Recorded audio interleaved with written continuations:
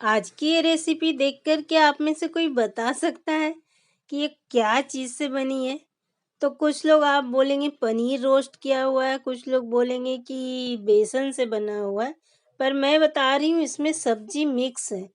तो चलिए मैं आपको बता ही देती हूँ कि कौन-सी सब्जी है। जी हाँ, ये है टिंडा, जिसे हमारे यहाँ महाराष्ट्र में ढेमसा भी कहते हैं। मतलब टेस्ट में लौकी के जैसा होता है और शेप में सेव के जैसा होता है। तो जो नरम हो यानी कि जो जठर नहीं हो यानी कि कड़क नहीं हो, तो उनको हम छील लेंगे, काट लेंगे और जिसमें बीज हार्ड वाली हो, उसके बीज को हटा दीजिएगा और इस तरह से जार में घुमा लेना है। चाहें तो आप कद्दूकस भी कर सकते हैं, लेकिन ये जार में फटाफट घुमा लीजिए, समय भी बच जाता है और काम भी फटाफट हो जाता है। तो और इसके बाद जैसे-जैसे आप इसे निकालते जाएँगे तो उस तरह से इसे निचोड़ करके इसके पानी को अलग कर लीजिएगा, जिससे कि हमें इसमें बेसन मिलाना है यानी कि आपने सही पकड़ा है, आधा तो सही बात है। अब यहाँ पे हम कुछ मसाले लेंगे जिसमें लिया गया है हींग, हल्दी, लाल मिर्च, मिर्च आप अपनी अंदाज़ से लीजिएगा, थोड़ा-सा अजवाइन, स्वाद अनुसार नमक और 1 कटोरी बेसन। मतलब कि हाँ, हमें माप के लेना है, जितना बेसन आप लेंगे उतना ही पानी भी लेना है। इससे क्या होगा कि जो हम इसका बैटर तैयार करेंगे वो बहुत परफेक्ट होगा।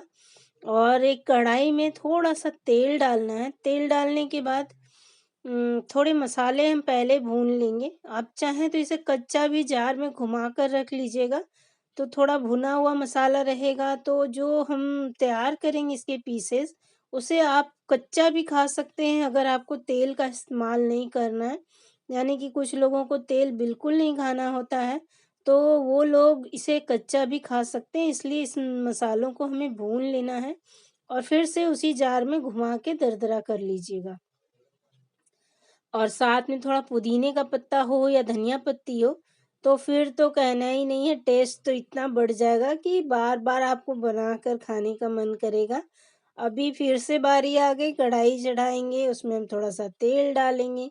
तेल तो यहाँ पे मैं लगभग हर बार थोड़ा-थोड़ा ही इस्तेमाल करूँगी और जो आपने ढेमसे को तैयार कर रखा है यानी टिंडे को तैयार करके रखा है, उसको यहाँ डाल दीजिए और हल्का भून लीजिए, जिससे क्या होगा इसका कच्चापन निकल जाएगा।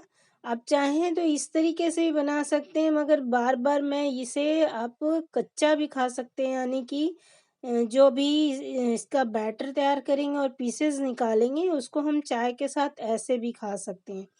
तो जैसे ही भून जाए थोड़ा तो जो बैटर आपने तैयार कर रखा है यानी बेसन का घोल जो तैयार किया हुआ है, इसमें डाल देंगे और साथ में डाल देंगे जो पिसा हुआ हमारा मसाला था उसको डाल कर के इसमें मिक्स कर देंगे। तो टेस्ट भी काफ़ी बढ़िया बढ़ जाएगा और आपने देखा कि मैंने लहसुन मिर्ची, प्याज़, टमाटर सभी चीज़ें डाल ली थी। तो उस जैसे ही आपका घोल तैयार मतलब ये बैटर तैयार होगा, हलवे की तरह तैयार हो जाता है, नहीं आटे की तरह तैयार हो जाता है। उससे पहले कोशिश कीजिएगा कि एक प्लेट में तेल लगा कर के तैयार रखिएगा। तो मैं भूल गई थी इसलिए जल्दीबाज़ी में फटाफट लगाए और लगाने के बाद इसे गरमा-गरम ही हमें इस पे फैला लेना है मतलब कि अगर हाथ से नहीं जम रहा हो, काफ़ी गरम लग रहा हो, तो आप उस पलटे की मदद से ही पलटे में थोड़ा-सा तेल लगा कर के फटाफट दबा दीजिएगा। आपने देखा कितना जल्दी ये फटाफट जम गया है, यानी कि पानी और बेसन का जो मात्रा था कितना परफेक्ट था, तो इस तरीके से इसके पीसेस हम निकाल लेंगे। अब ये देख सकते हैं ये जो पीस है ना बिल्कुल पनीर की तरह लगता है और आप चाहें तो विदाउट रोस्ट किए या तले खा सकते हैं। मतलब कि अगर चाय के साथ हो तो बहुत बढ़िया मतलब एक तरह से ढोकले की तरह इसे खा सकते हैं, बहुत बढ़िया लगेगा।